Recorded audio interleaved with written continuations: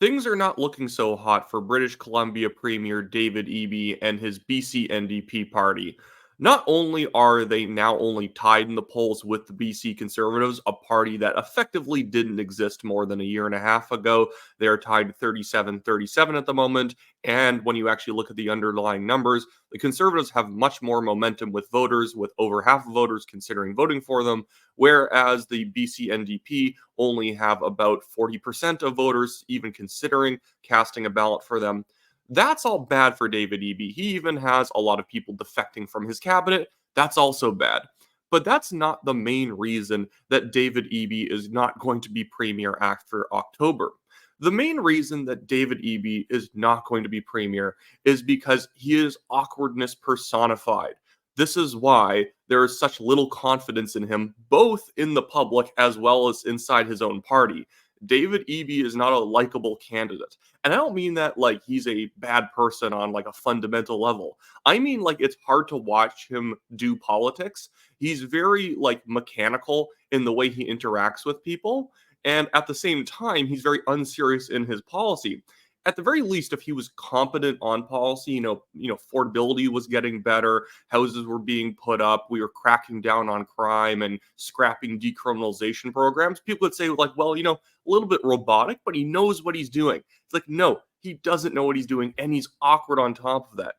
So I'm going to show you a video in a second that I think encapsulates why David Eby is not a candidate that should be running for premier. He should be in the backbenches of the BC NDP, if not just polishing door handles and getting people glasses of water as a staffer. That's really where David Eby should be. He is a protester who somehow became the premier of British Columbia, getting acclaimed in a NDP leadership race to become the premier instantly, not having never actually proven himself both before he was in politics or when he is in politics. John Horgan doesn't even like him. To put a fine point on it, John Horgan wanted to be as far away from British Columbia as possible after stepping down as premier. He doesn't want to be in the vicinity of David Eby while he's running the province because David Eby is kind of a twerp. That's just the best way of putting it. Right now, right before I get into the video, I also just want to mention I actually am on the ground in Abbotsford in British Columbia helping out Bruce Banman's campaign. So if you guys want to help contribute to defeating the BC NDP, if you live in British Columbia, I have a donation link for the Abbotsford South riding in the description below. We want to get this riding fully funded so we can make sure that these ridings in Abbotsford are fully locked down for the BC Conservatives, and then we can start moving our forces more towards Metro Vancouver. We have a path to win, and we are following that path very dedicatedly. But here is a video of David Eby. There's nothing really in the wrong in terms of the content of the video. It's generic stuff, them, announcing that there's going to be more housing projects started. The text of this says, in Whistler, housing is hard to find and afford. Nikita's family spent 2 years in an RV. We're building 100 new homes so families like hers can stay, work, and raise their kids in the community they love. Like, one, I'd love to see what the actual spending was on these homes and how long it's going to take. If it's the government that's directly involved, it's going to take probably months longer and hundreds of thousands of dollars more per household than it should. But this video is all of the awkwardness of David Eby that you could ever want to watch. Take a look. We're in Whistler, British Columbia today. What's it like looking for housing? It's really challenging. We had a great house here. We moved away for a year, and when we came back, there was nothing available.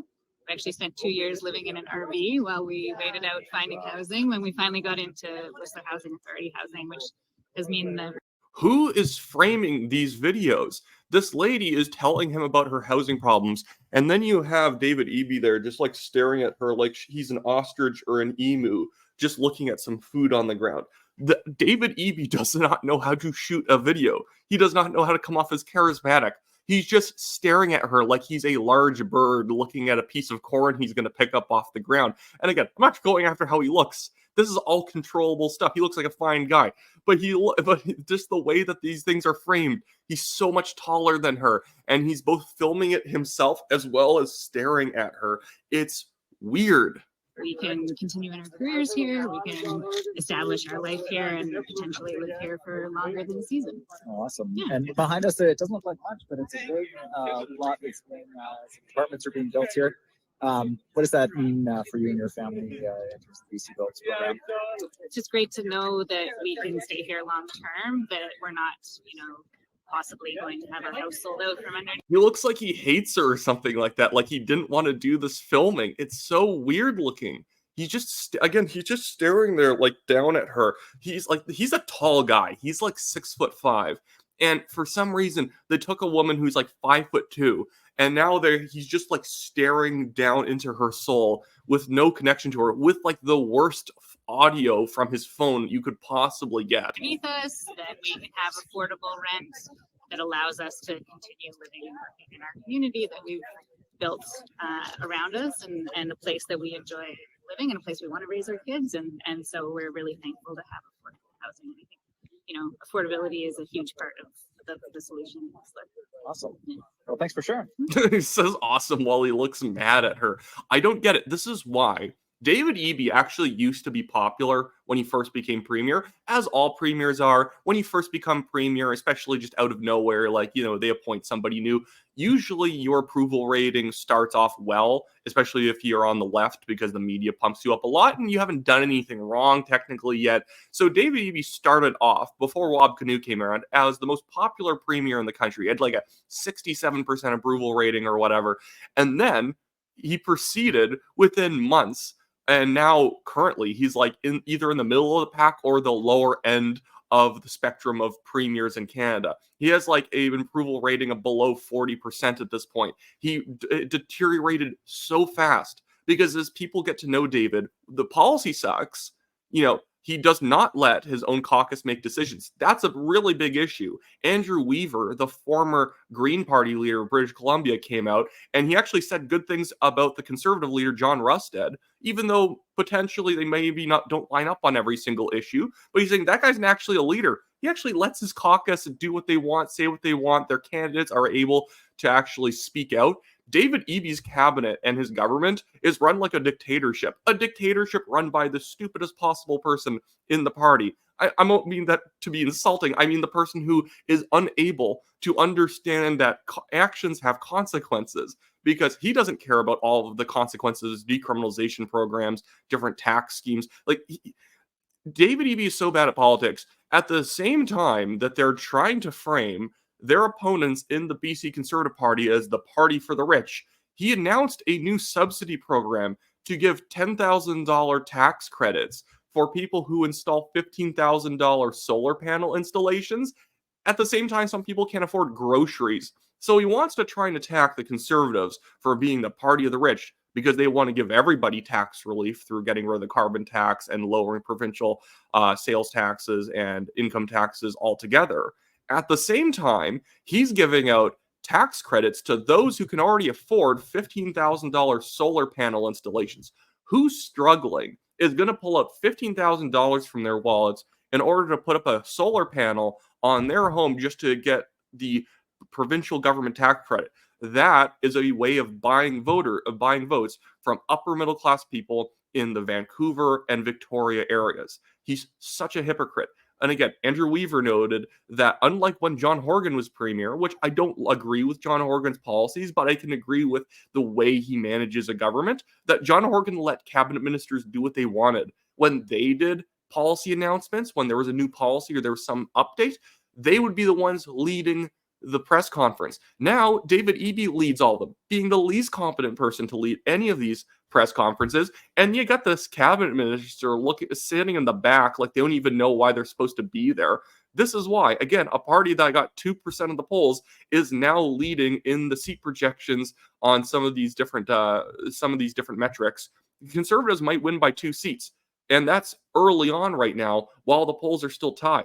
Again, way more people are considering voting Conservative at this point than NDP. Only 44% of BC residents are considering voting NDP, with only 2% still undecided. Conservatives, 51% are considering voting for them, with 8% still undecided. And if they even just take half of that 8%, 55% of people are considering voting for them.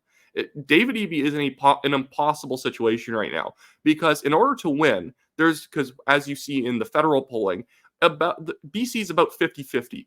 50% of people are voting CPC, PPC, and then the other 50% are voting for left-wing parties.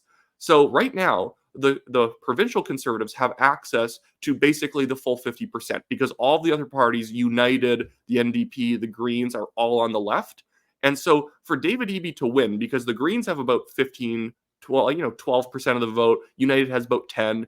David Eby only has about 30% of the left-wing vote that isn't already eaten up by another left-wing party.